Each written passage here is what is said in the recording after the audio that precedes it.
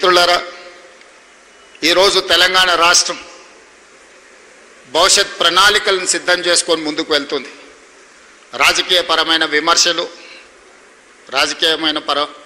పరమైన ఆరోపణలు ఎన్ని ఉన్నా ఈ రాష్ట్రాన్ని అభివృద్ధి చేయాలి, ఈ రాష్ట్రం దేశంలోనే అభివృద్ధి చెందిన రాష్ట్రాలలో మొదటి స్థానంలో నిలబెట్టాలి అని మా సహచర ప్రజాప్రతినిధులు, మంత్రివర్గ సహచరులందరం మేము నిరంతరం కష్టపడుతున్నాం. ఆనాడు ఉమ్మడి రాష్ట్రంలో ఈరోజు మనం గొప్పగా చెప్పుకుంటున్న ఔటర్ రింగ్ రోడ్ కావచ్చు, అంతర్జాతీయ ఎయిర్పోర్ట్ కావచ్చు, ఐటీ పరిశ్రమలు కావచ్చు, ఫార్మా పరిశ్రమలు, వాళ్ళ దార్శనికత, వాళ్ళ ఆలోచన విధానాలతోని ఈరోజు ప్రపంచ చిత్రపటంలో హైదరాబాద్కు ఒక గుర్తింపు వచ్చింది. కానీ ఈరోజు ప్రపంచంతో పోటీ పెరిగిపోయింది. పోటీ పడాలి అంటే ఇప్పుడున్న వసతులు, ఇప్పుడున్న పెట్టుబడులు, ఇప్పుడున్న పరిశ్రమలు సరిపోవు. ప్రతి సంవత్సరం 1,10,000 మంది ఇంజనీరింగ్ గ్రాడ్యుయేట్స్ తెలంగాణ నుంచి ఇంజనీరింగ్ పట్టాలు తీసుకొని బయటకు వస్తుంటే అందులో 10-20% కూడా లోకల్ ఎంప్లాయ్మెంట్ మనం క్రియేట్ చేయలేకపోతున్నాం. దానికి ప్రధానమైన కారణం చదువు ఉన్నది, సర్టిఫికెట్ ఉన్నది, కానీ సంబంధించిన సాంకేతిక పరిజ్ఞానం, సాంకేతిక నైపుణ్యము ఈ విద్యార్థులకు లేకపోవడం. అందుకే ఈరోజు 2047 నాటికి భారతదేశానికి స్వతంత్రం వచ్చి 100 సంవత్సరాల ఉత్సవాలు మనం జరుపుకోబోతున్నాం.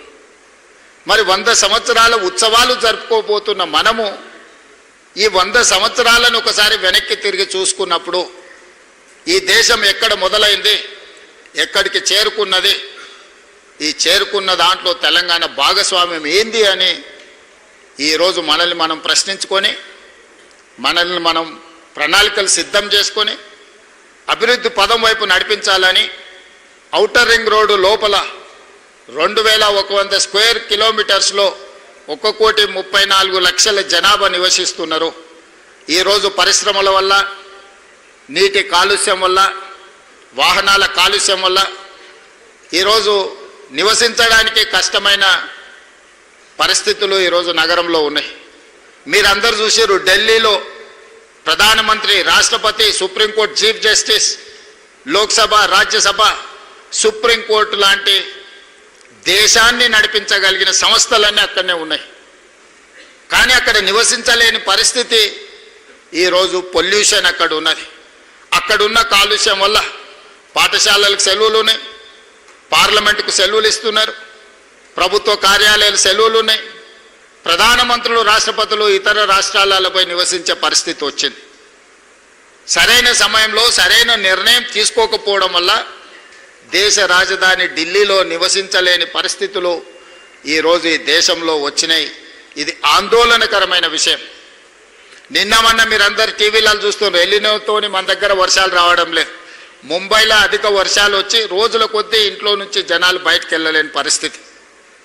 వర్షం పడితే నీళ్ళు ఎక్కడికి వెళ్ళాలో తెలియని పరిస్థితి ముంబైలో ఉండి ఈరోజు ముంబై అతలాకుతలమవుతున్నది.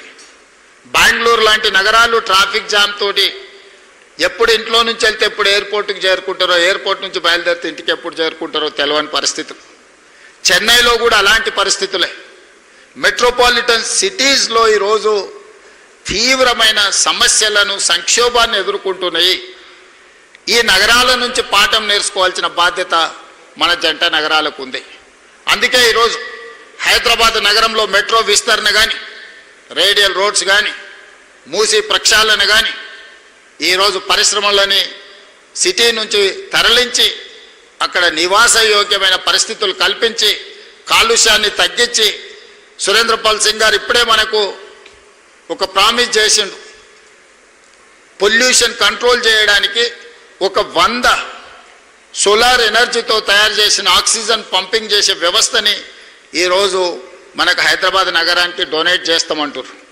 ఒక పక్కన ఇది సంతోషకరమైన విషయమే, కానీ ఆర్టిఫిషియల్ ఆక్సిజన్ని మనం తయారు చేసుకునే పరిస్థితి వచ్చింది అని అంటే మనం ఎక్కడున్నామో మనం ఆలోచన చేయాల్సిన అవసరం ఉంది. ఇది ఆందోళనకరమైన విషయం. ప్రకృతిని విధ్వంసం చేయడం వల్ల, నీళ్లు నిలిచే చెరువులను, కుంటల్ని, నాలాలను మనం ఆక్రమించుకోవడం వల్ల పచ్చగా ఉండే చెట్లను మనము నిర్దాక్షిణ్యంగా నరికేయడం వల్ల ఈరోజు హైదరాబాదు నగరం కాలుష్యానికి లోనవుతున్నది. దీన్ని నియంత్రించాల్సిన బాధ్యత ప్రభుత్వాల మీద ఉన్నది. ప్రజల సహకారం అంతకంటే ఎక్కువ అవసరం ఉన్నది. అదే సమయంలో లక్షలాది మంది నిరుద్యోగ యువకులు తెలంగాణలో ఉన్నారు. వాళ్ళకు ఉద్యోగ ఉపాధి అవకాశాలు కల్పించాలి అనంటే పరిశ్రమలు రావాలి, పెట్టుబడులు పెట్టాలి. పరిశ్రమలు రావాలి, పెట్టుబడులు పెట్టాలి అనంటే వాటికి అవసరమైన మౌలిక వసతులను ఏర్పాటు చేయాల్సిన బాధ్యత ప్రభుత్వం మీద ఉన్నది. అందుకే సీతారాంపూర్ ప్రజలు ముందుకొచ్చి 1500-1600 ఎకరాల భూమి ఇవ్వబట్టి ఈరోజు ఈ పరిశ్రమలన్నీ ఇక్కడికి తేగలిగినము. ఇవాళ ఈ పరిశ్రమలు వచ్చినాయి. తప్పకుండా ఆ గ్రామ ప్రజల్ని రాష్ట్ర ప్రభుత్వం గుర్తిస్తుంది. తొందరలోనే ఆ గ్రామంలో ఉండే 1100 పైగా ఉండే కుటుంబాలకు ఇంటి పట్టాలు ఇవ్వడమే కాకుండా అక్కడ వాళ్ళకి వ్యాపారం చేసుకోవడానికి వ్యాపార కేంద్రాలను కూడా ఏర్పాటు చేయాల్సిందిగా కలెక్టర్, టీజీఐసీ అధికారులకు నేను ఆదేశాలు ఇస్తున్నాను. రంగారెడ్డి జిల్లా రైతులు గొప్ప త్యాగం చేయడం వల్ల ఈరోజు ఔటర్ రింగ్ రోడ్ అయినా, అంతర్జాతీయ ఎయిర్పోర్ట్ అయినా, ఐటీ కంపెనీలైనా, ఫార్మా కంపెనీలైనా, ఈరోజు ప్రీమియర్ ఎనర్జీ లాంటి కంపెనీలు ఈరోజు రంగారెడ్డి జిల్లా రైతాంగం వాళ్ళ భూములను ఇవ్వడం వల్ల, వాళ్ళు పెద్ద మనసు చేసుకొని సహకరించడం వల్ల ఈరోజు ఈ అభివృద్ధి సాధ్యమైంది. రంగారెడ్డి జిల్లా ప్రజలకు అవసరమైన మౌలిక వసతులను ఏర్పాటు చేయాల్సిన బాధ్యత ఈ రాష్ట్ర ప్రభుత్వం మీద ఉన్నది. మా యాదయ్య గారు చేవెళ్ళ నియోజకవర్గం నుంచి చాలా పెద్ద చిట్టాన్ని చదివిండు. యాదయ్య గారు అడిగినా ఇవ్వాలంటే ఈ సంవత్సరం బడ్జెట్ ఆయనకు ఒక్కనికే ఇవ్వాల్సిన పరిస్థితి. యాదయ్య గారు అప్పుడప్పుడు చెప్తుంటారు, అత్యంత ధనికమైన శాసనసభ నియోజకవర్గం నాది, అత్యంత పేద శాసనసభ్యుని నేను అని చెప్తుంటాడు. అందుకే ఈరోజు తప్పకుండా చేవెళ్ళ శాసనసభ నియోజకవర్గ అభివృద్ధి కోసం రాష్ట్ర ప్రభుత్వం తరఫున ప్రత్యేకంగా నిధులు మంజూరు చేసి ఇక్కడ అవసరమైన రోడ్లు కానీ, తాగునీటి వసతులు కానీ, మున్సిపాలిటీలో ఇన్ఫ్రాస్ట్రక్చర్ డెవలప్మెంట్కి ప్రభుత్వం ప్రత్యేకంగా సహకరిస్తుంది. ఈరోజు రాష్ట్ర ప్రభుత్వం రేడియల్ రోడ్ 2, రేడియల్ రోడ్ 1 కొంగరకలా నుంచి ఆమన్గల్ వరకు ఆల్మోస్ట్ 52 కిలోమీటర్స్ పనులు వేగంగా జరుగుతున్నాయి. 100 మీటర్స్ బెడ్ విడ్త్ రోడ్డు. రెండవ రోడ్డు బుద్వేల్ నుంచి కొడంగల్ వరకు భూసేకరణ జరుగుతుంది.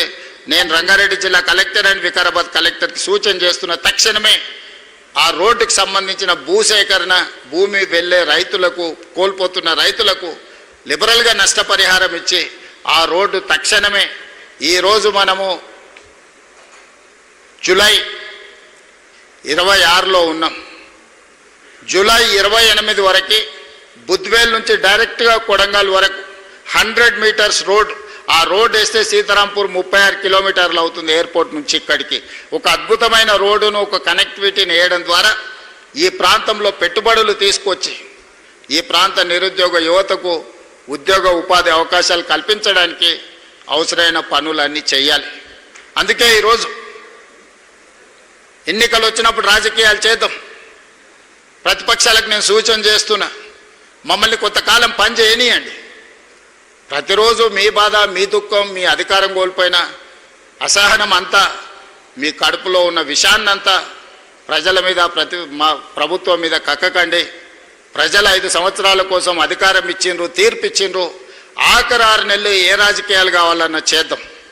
ఆ రోజు మేం చేసింది ఏంది, మీరు చేసింది ఏంది, లేదా ఈ 2.5 సంవత్సరాలలో 30 నెలల్లో ఎడ్యుకేషన్, హెల్త్, ఎకానమీ, వీటన్నిటి మీద రీసెంట్గా government of India agencies have given their reports.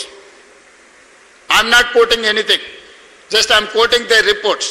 They have given in education. In 2023, our rank was 36th place. Last, today we have reached 18th rank.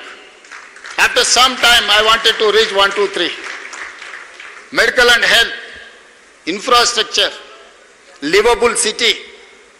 While war was going on, India versus Pakistan, Operation Sindoor was going on, I have organized Miss World competitions in Hyderabad. How safe Hyderabad is, that is the one example I wanted to showcase myself.